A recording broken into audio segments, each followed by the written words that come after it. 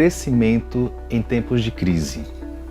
À medida que os dias passam, nesse momento de crise tão extenso que a gente está vivendo, também se avolumam os relatos de pessoas que estão se digladiando, estão lutando contra suas emoções difíceis, seus pensamentos difíceis e seus impulsos difíceis.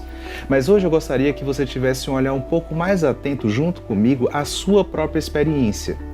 E para isso eu gostaria que você pensasse junto comigo qual tem sido a principal experiência psicológica difícil que você tem enfrentado nesses dias. Tem sido ansiedade? Tem sido uma tristeza? Tem sido uma sensação de descontrole contínuo? Tem sido um impulso de compulsão com relação à comida, com relação à pornografia? Tem sido pensamentos que têm te assombrado nesse tempo? Como é que tem sido essa sua experiência psicológica difícil que nesse momento de crise tem sido tão avassaladora? Agora eu gostaria que você, ao pensar nessa experiência, pensasse uma outra coisa. Há quanto tempo você lida com essa experiência? Porque eu sei que nesse momento de crise, você está vivendo ela de uma maneira mais intensa. Mas será que realmente você começou a lutar com isso há pouco tempo? Faz apenas 2 meses? Ou você já lida com essa experiência há mais tempo? Quem sabe 1 ano? Quem sabe 5 anos? Quem sabe 10 anos? E não se assuste se você perceber que você já luta com essa experiência psicológica difícil desde que você se entende por gente. Porque me parece que é isso que normalmente tem acontecido. Ué, mas e o que é que a crise faz então? A crise faz com que essa experiência psicológica difícil seja mais visível. Esse momento em que às vezes a gente está trancado dentro de casa, dia após dia, todo o dia, com os nossos familiares, ou então que a gente está em um ambiente de trabalho extremamente mais ansiogênico, essa nossa experiência difícil, que a gente já sabe que lida com ela há um bom tempo, ela tem se tornado maior e ela tem se tornado mais explícita. Mas se por um lado isso é muito difícil e doloroso, por outro lado, isso também é uma chance para crescimento. Porque deixa eu te falar uma coisa, nós conseguimos lutar e lidar e nos relacionar muito melhor com aquilo que é visível. Nós conseguimos aprender estratégias de como lidar com experiências quando elas já conseguem passar muito claramente sobre os nossos olhos, sobre a nossa percepção. E a crise tem essa propriedade de deixar essa nossa experiência mais visível, com a possibilidade, inclusive, que a gente possa dar nome para ela.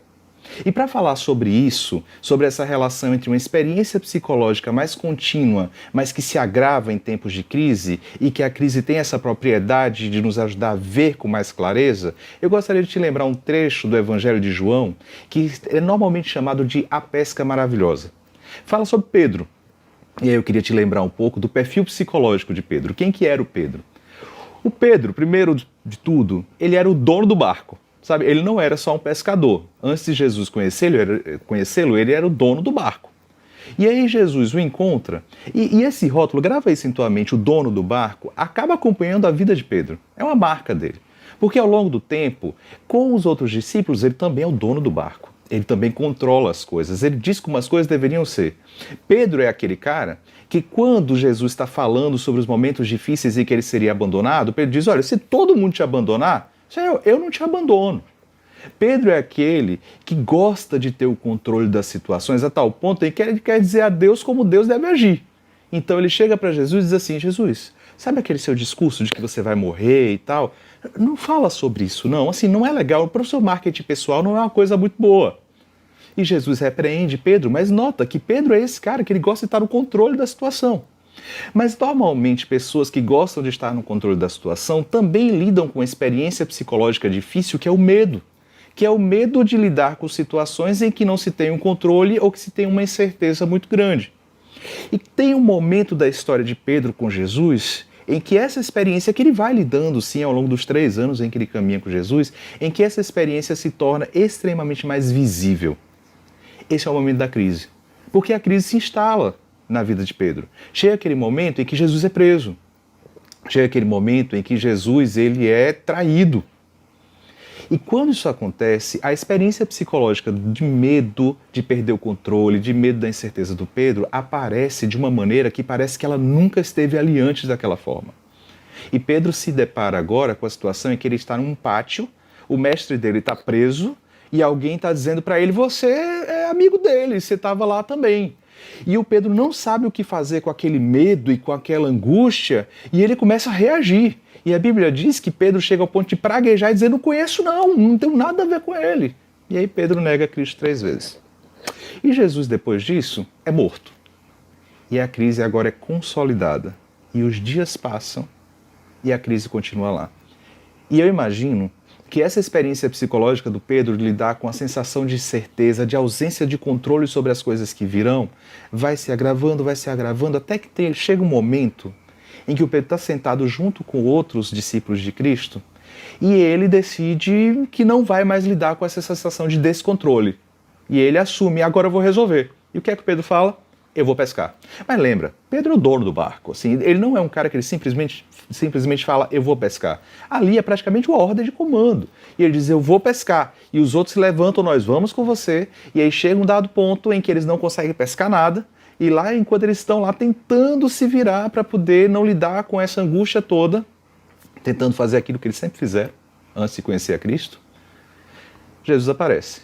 E aí você pode ler a história com mais calma, mas Pedro, ele está sem camisa, ele está sem roupa, no barco pescando, e quando ele percebe que provavelmente ali era o Cristo à margem, ressuscitado, o chamando, a primeira coisa que Pedro faz é que ele coloca a roupa. Não tem muita lógica isso, né? Se você vai pular do barco para nadar, a roupa vai te atrapalhar. Só que é como se fosse um símbolo de que Pedro, que tinha abandonado um pouco a sua identidade, a sua nova missão, a sua nova coragem de lidar com a sua própria experiência e tinha tirado essa roupa, agora coloca de novo, vai encontrar a Cristo. E Jesus ali, ele faz com Pedro o que eu acho que nós temos que fazer nesse momento de crise. Ele ajuda Pedro a ver com mais clareza qual é essa experiência psicológica difícil. E se você acompanhar comigo, no capítulo 21 de João, no verso 18, tem escrito assim. Isso é Jesus falando com Pedro. Digo-lhe a verdade, quando você era mais jovem, você se vestia e você ia para onde você queria. Mas quando for velho, você vai estender as mãos e outra pessoa vai vestir você e o levará para onde você não deseja ir.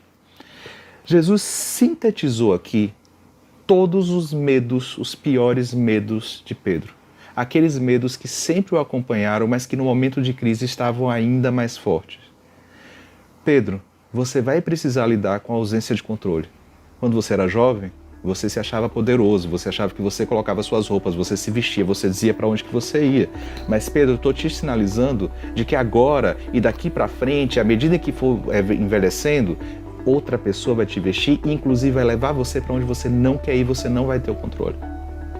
Naquele momento, o que Jesus mostra para Pedro é o quanto que aquela situação de crise acabou apenas tornando mais visível a experiência psicológica com a qual Pedro ia ter que lidar durante toda a sua vida.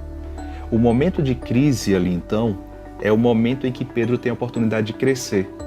E deixa eu te falar com muita honestidade, crescimento aí não diz respeito a parar de sentir essas coisas, a parar de pensar essas coisas, a parar de ter os impulsos. Porque se você acompanhar a vida de Pedro no livro de Atos, você vai notar que ele continua tendo que lidar com essas experiências psicológicas. A diferença é que agora ele sabia qual era. A diferença agora é que Jesus deu um nome para a experiência que Pedro ia ter que lidar o resto da sua vida. Crescimento não é quando você deixa de sentir. Crescimento é quando você se coloca em uma posição de ver a sua experiência difícil, e a crise nos ajuda a ver a experiência difícil, e desenvolver habilidades para lidar com ela de uma maneira cada vez mais madura.